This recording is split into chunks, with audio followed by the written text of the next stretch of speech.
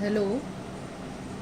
आज मैं आप लोगों को जो टॉपिक स्टार्ट करने जा रहे हैं इम्यूनिटी इम्यूनोबायोलॉजी का टॉपिक है। आज मैं आप लोगों को इम्यूनिटी के इंट्रोडक्शन थोड़ा सा मैं आप लोगों को बताऊंगी।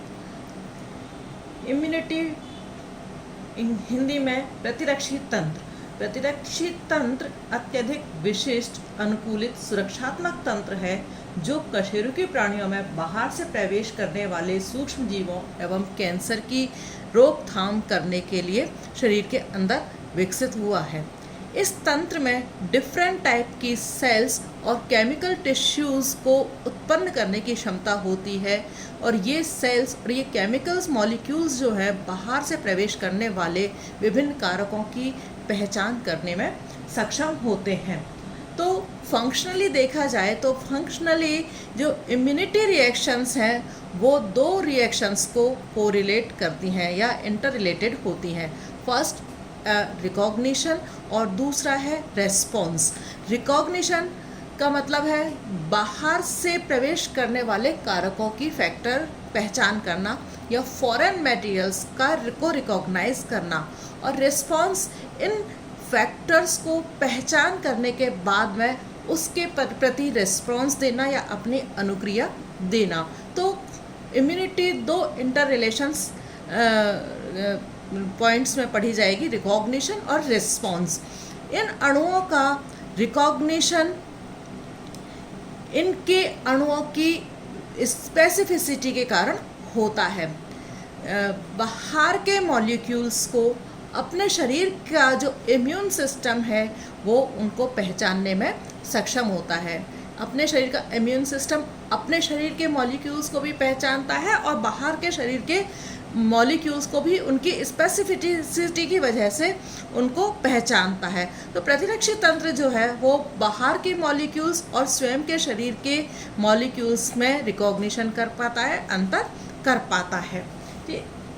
ठीक है। जब कोई भी फॉरेन मटेरियल शरीर के अंदर एंटर करता है तो प्रतिरक्षी तंत्र जो है बाहर के मॉलिक्यूल्स की पहचान करने के बाद में जो प्रतिरक्षी तंत्र का अंदर का एक्टिविटी होती है, अंदर की जो सेल्स और मॉलिक्यूल्स होते हैं वो उसके प्रति बाहरी मॉलिक्यूल के प्रति रिस्पॉन्स की तैयारी करते हैं।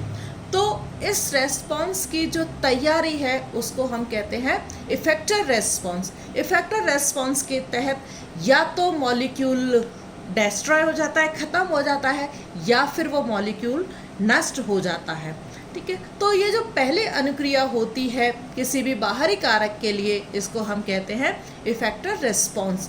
सपोज ये सेम फैक्टर दोबारा प्राणी के शरीर के अंदर वापस आता है तो अपने शरीर का ये जो इम्यून सिस्टम दोबारा जब रेस्पॉन्स करता है तो इसको हम कहते हैं मेमोरी रेस्पॉन्स। तो वापस इसी फैक्टर का बॉडी में प्रवेश मेमोरी रेस्पॉन्स कहलाता है और इस रेस्पॉन्स के द्वारा फैक्टर को हटा दिया जाता है। तो मेनली इम्यूनिटी सिस्टम में दो रेस्पॉन्स हो गए, एक तो इफेक्टिव रेस्पॉन्स और दूसरा memory response. Effective response first initial signal होता है और मेमोरी रेस्पॉन्स दूसरा सिग्नल होता है। तो अब हम यहाँ पढ़ रहे हैं इम्यूनिटी। इम्यूनिटी का मतलब क्या है? इम्यूनिटी मीन्स इम्यूनिस। इम्यूनिस लैटिन वर्ड से लिया गया है जिसका मतलब है फ्री ऑफ बर्डन, मीन्स बीमारियों से बचाव करना या बीमारियों से दूर रखना। दो तरीके के इम्यून रेजिस्टेंस जो है अपने शरीर के अंदर पाई जाती है, एक तो नॉन स्पेसिफिक रेजिस्टेंस और दूसरा स्पेसिफिक रेजिस्टेंस।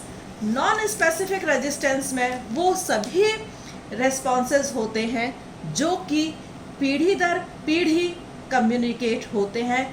ये है रेजिस्टेंस किसी भी सूक्ष्म जीव या इसके जो मेटाबॉलिक सब्सटेंस होते हैं या किसी बाहरी अणु के शरीर में प्रवेश करने से पहले ही इसकी रोकथाम से संबंधित होते हैं। तो नॉन स्पेसिफिक रेजिस्टेंस में फॉर एग्जांपल जो स्किन है, मानव देह पर त्वचा का एक सुरक्षात्मक आवरण पाया जाता है जो कि मानव को संक्रमण एवं कई रोगों से सुरक्षित करता है।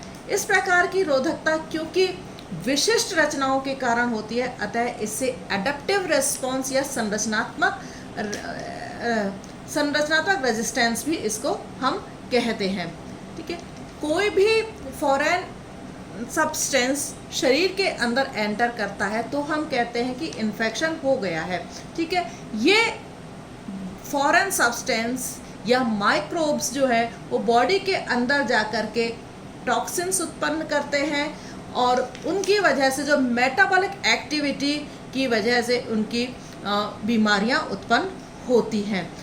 तो जब कोई फॉरेन मटेरियल शरीर के अंदर एंटर करता है तो नॉन स्पेसिफिक रेजिस्टेंस जो है वो फैगोसाइटोसिस की प्रोसेस के द्वारा, इन्फ्लेमेशन के द्वारा, इंक्रीज इन टेम्परेचर के द्वारा या इंटरफेरेंस और लाइसोजाइम्स का सीक्रेशन करता है, जिससे कि जो ऑर्गेनिज्म होती है उसको डिजीजेस से सुरक्षा मिलती है। तो जो नॉन स्पेसिफिक रेजिस्टेंस है वो 4 प्रकार का हो सकता है। कौन कौन सा? एक तो बायोलॉजिकल बैरियर्स, दूसरा केमिकल बैरियर्स, तीसरा नॉर्मल बैरियर्स या जनरल बैरियर्स और चौथा फिजिकल बैरियर्स जिनको हम कहते हैं। दूसरा जो पॉइंट है स्पेसिफिक रेजिस्टेंस। स्पेसिफिक रेजिस्टेंस इस तरह के रेजिस्टेंस में जब कोई फॉरेन मटेरियल एंटर करता है तो इसमें या तो सेल्स का निर्माण होता है, लिम्फोसाइट सेल्स का निर्माण होता है, या फिर इनके अगेंस्ट में एंटीबॉडीज का निर्माण होता है। तो ये दोनों ही, चाहे सेल्स का निर्माण हो चाहे फिर एंटीबॉडीज का निर्माण हो, ये दोनों ही एंटीजन की पहचान करके इसे अलग करके इसको नष्ट या उदासीन करने का काम करती हैं। तो कुछ सेल्स का निर्माण होता है शरीर के अंदर और कुछ एंटीबॉडीज का निर्माण जो है शरीर के अंदर होता है। तो इस तरह की इम्यूनिटी जो कि एक्वायर की गई है किसी फॉरेन मटेरियल के अगेंस्ट में, इसको हम एक्वायर्ड इम्यूनिटी भी कहते हैं। तो स्पेसिफिक जो रेजिस्टेंस है वो 2 तरह की होती है मेनली। एक तो नेचुरल एक्वायर्ड रेजिस्टेंस या इम्यूनिटी और दूसरा है आर्टिफिशियल एक्वायर्ड रेजिस्टेंस या इम्यूनिटी। 2 तरह की इम्यूनिटी जो है वो इनके अंदर पाई जाती है। डायग्रामेटिक रिप्रेजेंटेशन मैंने बनाया हुआ है कि कितने तरह की इम्यूनिटी जो है पाई जाती है। ठीक है, नाउ जो एक्वायर्ड इम्यूनिटी है मैंने आपको बताया 2 तरीके की होती है, एक तो नेचुरल और दूसरी आर्टिफिशियल। जो नेचुरल एक्वायर्ड इम्यूनिटी है वो भी फिर 2 तरह की होती है, नेचुरल एक्वायर्ड एक्टिव इम्यूनिटी और natural acquired passive immunity. Natural acquired active immunity में एंटीबॉडीज और सेंसिटाइज्ड जो लिम्फोसाइट्स होती हैं वो एंटीजन्स को डिस्ट्रॉय करने का काम करती हैं। Acquired natural acquired passive immunity, इसमें जो एंटीबॉडीज हैं वो इन्फेंट के प्लेसेंटा के थ्रू इन्फेंट्स के अंदर आ जाती हैं और मदर का जो कोलेस्ट्रॉम होता है, पहला मिल्क जो होता है, उसके द्वारा ये बच्चों के शरीर के अंदर पहुंचती है। दूसरे artificial active immunity, acquired active immunity, वो इम्यूनिटी इसमें जो एंटीबॉडीज हैं वो एक तरह से इम्यूनाइजेशन या वैक्सीन का रिजल्ट होती है। और आर्टिफिशियल एक्वायर्ड पैसिव इम्यूनिटी जो है ये एक किसी एनिमल के अंदर एंटीबॉडीज़ को इंट्रोड्यूस करने के बाद में किसी दूसरे एनिमल को वो एंटीबॉडीज़ दी जाती हैं। इसको हम आर्टिफिशियल एक्वायर्ड पैसिव इम्यूनिटी इसको हम कहते हैं।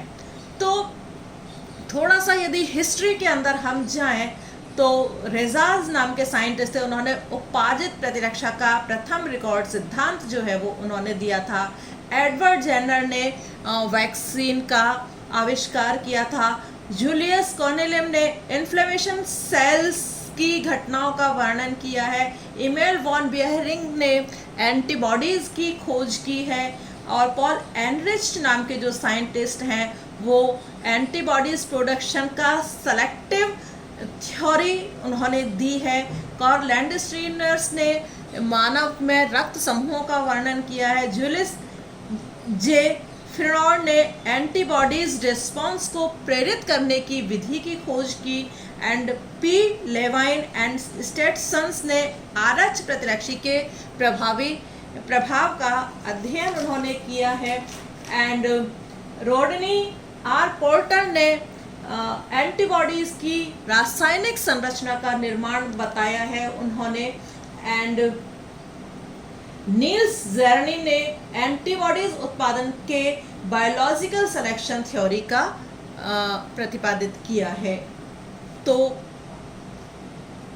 आज मैंने आप लोगों को जो बताया है वो है इम्यूनिटी क्या होती है और कितनी तरह की इम्यूनिटी होती है। बेसिक इंट्रोडक्शन मैंने आज आपको इसमें आप लोगों को दिया है। Thank you. मैं अर्चना खंडेलवाल